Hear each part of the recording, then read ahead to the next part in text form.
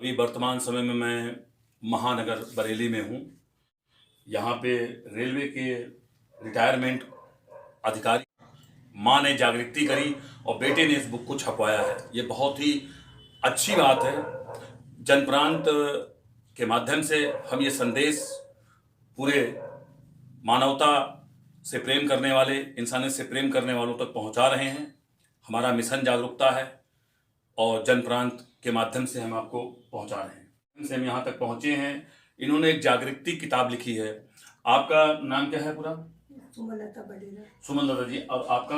अनुजीत कुमार वडेरा। अनुजीत कुमार वडेरा। दोनों मतलब पति पत्नी हमारे समक्ष हैं। इनके साथ एक घटना घटित हुई है। उस किताब के बारे में आप कितना बताएंगे मुझे, वो मैं बाद में चर्चा करता हूँ। पहले तो सपना था इस किताब को लिखवाने का इनके बेटे का। आपका नाम क्या है? अनिकेत कुमार वडेरा। अनिकेत कुमार वडेरा जी। ये इनका सपना था कि माँ ने जो चीज़ देखी है इसको हम छपवाएं।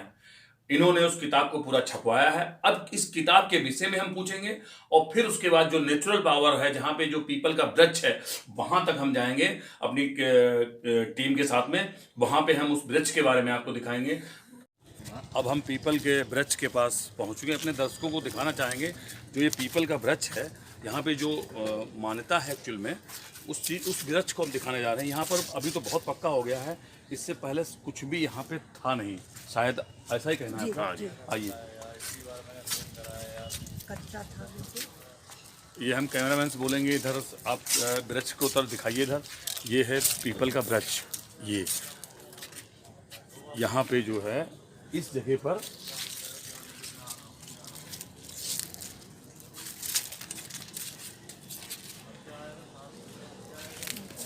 ये कितना पुराना होगा वृक्ष? थोड़ा कैमरा ऊपर करिए। ये मंसादेव, ब्रह्मदेव, शनिदेव मंदिर, ये सब हमने लिखवाया। इसमें ये ग्रिल वगैरह सब बाद में लगवाई। ये सब समाज की जिम्मेदारी थी। जगह है और पीपल का वृक्ष जो है ये तो 50 साल पुराना है, क्योंकि यही सुनने में आया है मेरे। इसीलिए इसकी मान्यता बहुत है। अच्छा, अभी जो है ना कि अभी इसके बारे में और भी कुछ कर रहे हैं जी, इसमें ऊपर से शेड लगवाना है ताकि भक्त यहाँ पर आए तो भीगे ना। अभी आप ये कह रहे थे कि बच्चों को यहाँ पे आप ये वो अर्जियां हैं जो लोग लगा के जाते हैं।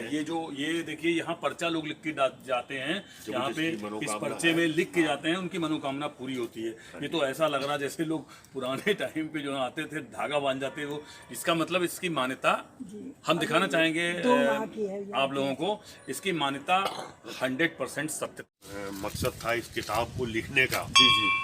जो बाकी सब तो चीजें इन्होंने जो कुछ भी लिखी है उसमें, लेकिन ये था कि समाज को इस तरह से बताना, देख के जागरूक होना चाहिए। जी जी जी। आज बहुत से मंदिर ऐसे हैं, बहुत से पेड़ ऐसे पड़े, पीपल के और भी पेड़ हैं। जी जी जी। तो उनके लिए लोगों को आगे आना चाहिए। जी, और उसका जो है जीर्णोद्धार कराएं। बिल्कुल। ताकि वहाँ पर समाज के लोगों में, हमारे लोगों में इस चीज की जागृति पैदा हो। बिल्कुल बिल्कुल। उनको मालूम हो कि हमारे ये पीपल के पेड़ को लोग जानते नहीं थे। जी जी जी जी। आज यहाँ पर मेला लगता है शनिवार को। बहुत और अच्छा। इतने दूर दूर से हमारे महानगर के जितने भी लोग हैं आते हैं, सुंदर बच्चे आते हैं। बड़ी खुशी होती है उस चीज को देख के कि लोगों के अंदर कितनी बड़ी जागरूकता फैली जी। और हमने ये किताब घर घर बंटवाई है महानगर। बहुत अच्छा है। हम जनप्रांत के माध्यम से, न्याय उजाला के माध्यम से, BSL लाइव के माध्यम से, जागरूकता मिशन के माध्यम से ये संदेश हम बार बार दे रहे हैं। ऐसे जागरूक लोग बहुत कम होते हैं जो जागृति फैलाते हैं और शायद और ज़्यादा से ज़्यादा इस संदेश को दूर दूर तक फैलाएं। खासकर बरेली के लोग जितने हैं, इस संदेश को तो जन जन तक पहुंचा दें और पूरी बरेली में दे दें, क्योंकि ये सच्चा पेड़ है, सच्चा पेड़ है, सच्चा पेड़। कैमरामैन से बोलूँगा बढ़िया तरीके से ले लें, नहीं तो सुबह इसको हम ले लेंगे। ये प्रूफ है, ये प्रूफ है इसका जागृति का। पीपल के अंदर माँ दुर्गा विराजमान है। बरेली महानगर में पीपल के वृक्ष का जो मानता है उसके बारे में हमने अभी तक आपको दिखाया है। ये वो फैमिली है जो रेलवे से रिटायरमेंट हुए हैं और बहुत ही जागरूक हैं और समाज की सेवा का पूरा संकल्प ले रखा है। उनके लिए तत्पर हूँ। कोई भी और इससे क्या क्या बीमारियां आपने बहुत सारी लिखी, मैंने उसको सारे सर्वरोग निवारक सर्वरोग निवारक है। डायबिटीज वगैरह ये सब। हाँ, ये सब जो बहुत आपने बहुत कुछ लिख डाला है उसमें। जी।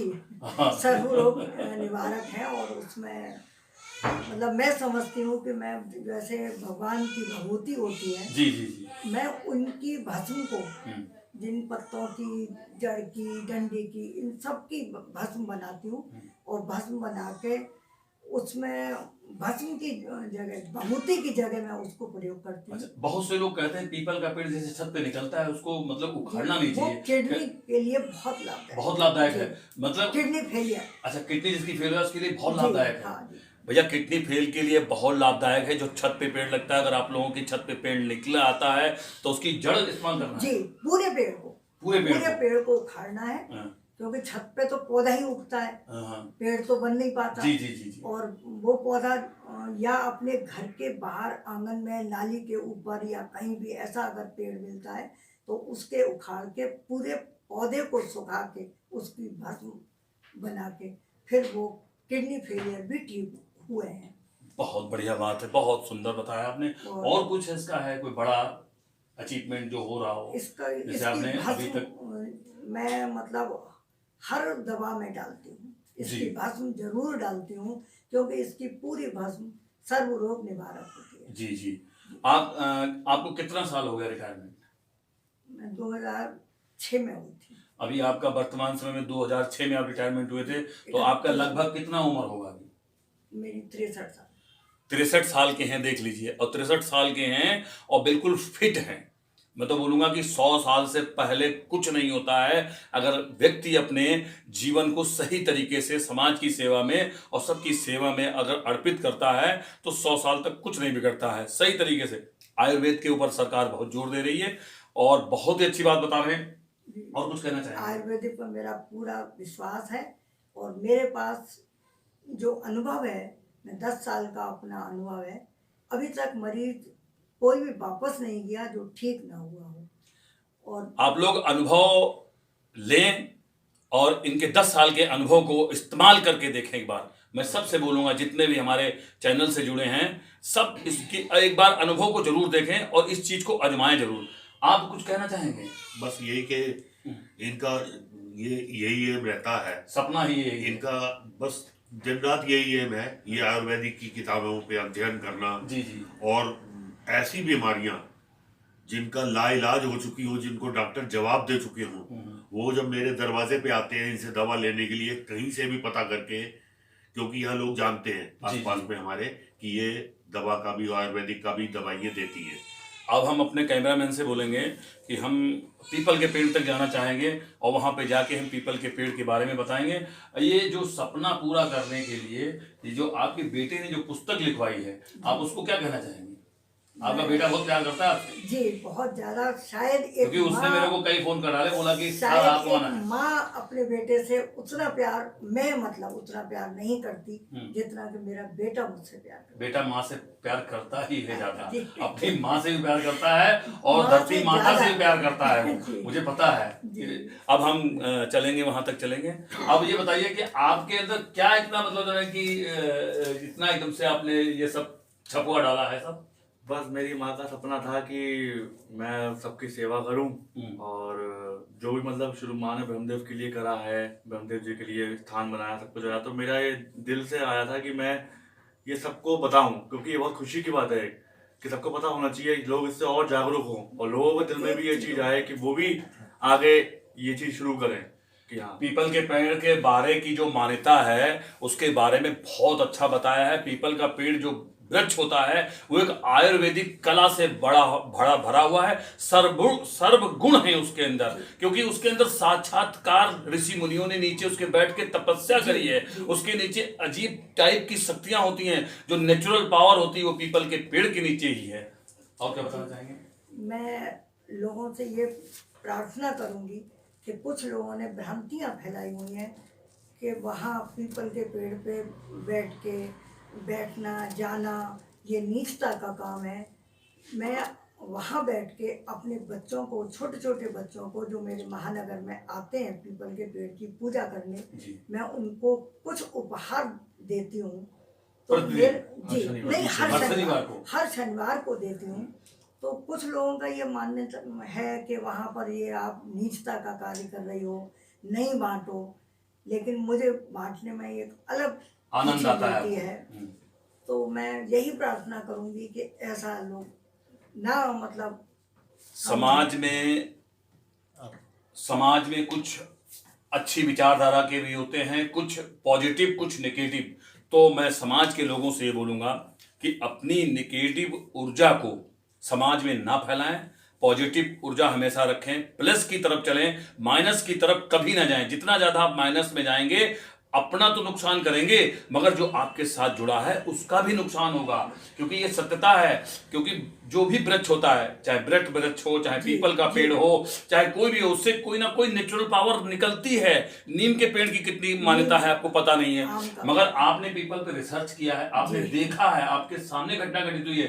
तो जागृति किताब इन्होंने इसीलिए लिखी है क्योंकि वहां जल चढ़ाने गई थी, अचानक वो रपटे। उसके बाद आपने लिखा है स्वप्न भी आपको हुआ था इसमें, जी पढ़ा है मैंने।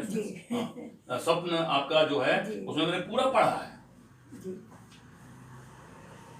बस और बताइए थोड़ा, फिर हम इसको विराम देते हैं, फिर हम आगे की तरफ बढ़ते हैं। पीपल पेड़ की छाल अगर उसको धो के रात को फिटकर ही मैं भिगो दिया, सुबह निकाल के धो के सुखा कर और उसका चूरन बनाया जाए तो स्किन डिजीज की रामबाण दवा है। स्किन डिजीज की, ये समझ लीजिए जो चर्म रोग होता है उसके लिए रामबाण है इलाज। जगह है और पीपल का वृक्ष जो है ये तो 50 साल पुराना है, क्योंकि यही सुनने में आया है मेरे। इसीलिए इसकी मान्यता बहुत है। अच्छा, अभी जो है ना कि अभी इसके बारे में और भी कुछ कर रहे हैं जी, इसमें ऊपर से शेड लगवाना है ताकि भक्त यहाँ पर आए तो भीगे ना। अभी आप ये कह रहे थे कि बच्चों को यहाँ पे आप थोड़ा कैमरा ऊपर करिए। मंसादेव, ब्रह्मदेव, शनिदेव मंदिर, ये सब हमने लिखवाया इसमें। ये ग्रिल वगैरह सब बाद में लगवाई गई। ये सब समाज की जिम्मेदारी थी। बरेली महानगर में पीपल के वृक्ष का जो मानता है उसके बारे में हमने अभी तक आपको दिखाया है। ये वो फैमिली है जो रेलवे से रिटायरमेंट हुए हैं और बहुत ही जागरूक हैं और समाज की सेवा का पूरा संकल्प ले रखा है।